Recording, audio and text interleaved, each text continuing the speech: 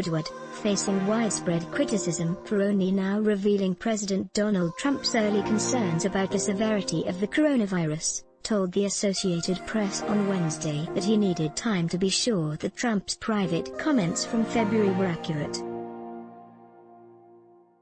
In Woodward's upcoming book on Trump, Rage, the president is quoted saying the virus was highly contagious and deadly stuff at a time he was publicly dismissing it as no worse than the flu.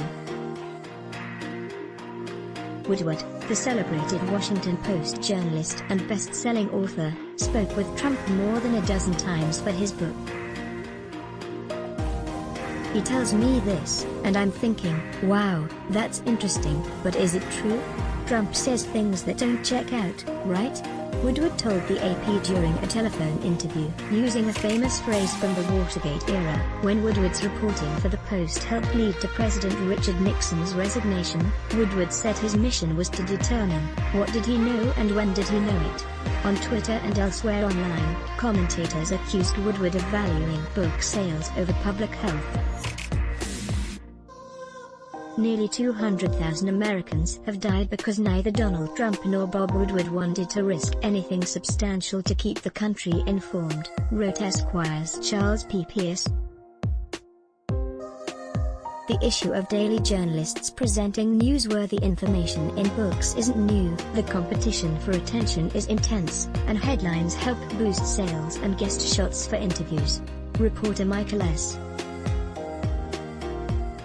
Schmidt of the New York Times recently attracted attention for his book, Donald Trump v. the United States, by reporting new details on an unannounced visit by Trump to Walter Reed Military Hospital in November 2019. Schmidt reported that Vice President Mike Pence was put on alert that he might have to briefly assume the powers of the presidency if the president had to undergo a procedure that required anesthesia. Pence later said he didn't recall being put on standby for the Reed visit, which the White House has said was part of the president's routine annual physical. But Schmidt's book renewed speculation about Trump's health. Political figures with book deals also have been chastised for holding back timely material.